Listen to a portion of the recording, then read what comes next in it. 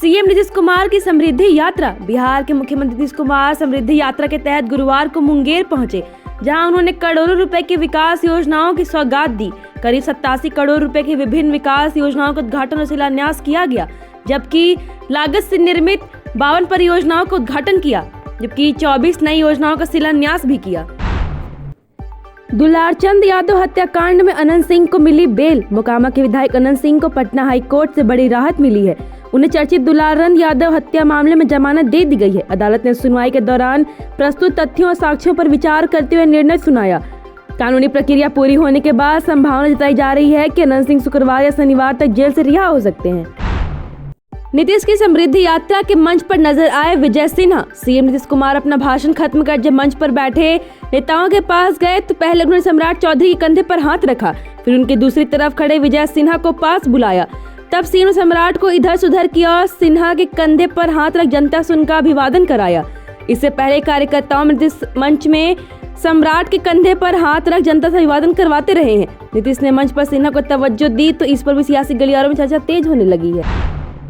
नीतीश राज्यसभा से इस्तीफा दे। जेडीयू नेता अरुण शंकर ने छेड़ा नया राग। बिहार के मुख्यमंत्री नीतीश कुमार के राज्यसभा चुनाव जीतने के बाद जेडीयू में घमासान मच गया है। नीतीश के करीबी जेडीयू नेता एवं पूर्व सांसद अरुण कुमार ने नया राग छेड़ दिया है। उन्होंने कहा कि नीतीश कुमार राज्यसभा इस्तीफा दें और सीएम की कुर्सी नहीं छोड़े। अरुण ने यह भी कहा कि नीतीश कुमार का मुख्यमंत्री पद छोड़ दिल्ली जाना बिहार में एनडीए के लिए अच्छा संकेत नहीं है। दम है तो फैजल रहमान को निकालें। तेजस्वी को बीजेपी का चैलेंज। राज्यसभा चुनाव में आरजेडी के विधायक फैजल रहमान ने भी तेजस्वी यादव के साथ खेला कर दिया। मां की बीमारी का बहाना बनाकर पार्टी के उम्मीदवार अमरेंद्रधारी सिंह को वोट नहीं दिया और उनकी हार हो गई। इसके साथ कांग्रेस के 3 विधायकों ने भी वोटिंग से किनारा कर लिया। कांग्रेस अपने विधायकों के खिलाफ कार्रवाई कर रही है। बीजेपी ने तेजस्वी यादव को अपने एमएलए फैजल रहमान को पार्टी से निकालने की चुनौती दी है। पार्टी ने नीरज कुमार ने कहा कि तेजस्वी यादव को दम है तो फैजल रहमान को निकाल कर दिखाएं। पप्पू यादव बोले, अहंकार से हारे कांग्रेस को मान सम्मान नहीं। पप्पू यादव ने आरजेडी के तेजस्वी यादव का बिना नाम लिए उन्हें इस हार के लिए जिम्मेदार ठहराया है। पप्पू यादव ने कहा कि विपक्ष के नेतृत्व में अहंकार के कारण हार हुई है, नहीं तो बीजेपी में इस जन्म में यह चुनाव नहीं हरा पाती। पप्पू यादव ने कहा कि विचारधारा के सामने उम्मीदवार से क्या लेना देना। पप्पू यादव ने हालांकि ये भी कहा कि मान सम्मान तो सही में नहीं मिला है। ट्रायल में देरी का बहाना बना रहे लालू राबड़ी से कोर्ट ने कहा।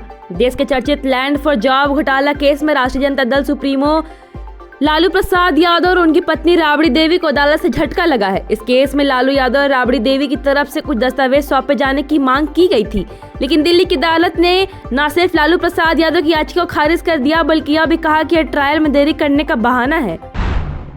टपोरी और तू तड़ाक पर राहुल गांधी के बचाव में कूदे पप्पू यादव। पप्पू यादव से पत्रकारों ने राहुल गांधी के बारे में कंगना रनौत की टिप्पणी पर सवाल पूछा तो कहने लगे कि इन्हें इग्नोर कीजिए। पत्रकारों से कहा कि हाथी चले बाजार, कुत्ता भौंके हजार, यहाँ तो सभी हमाम में नंगे हैं। व्यक्तिगत आलोचना की कोई वजह नहीं है। गोबर पर क्यों घी फेंकते रहे हैं? कंगना चखना इन सब तो चटनी है, इन सब को इग्नोर कीजिए।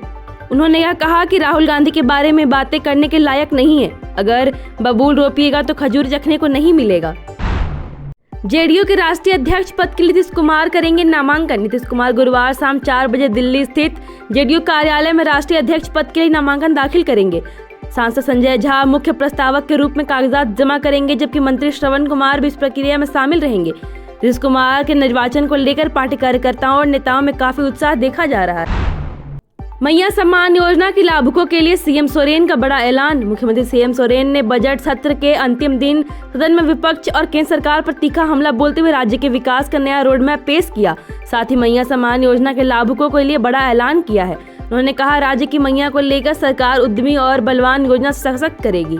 Thank you so much for watching this video. Don't forget to like, comment, share and subscribe.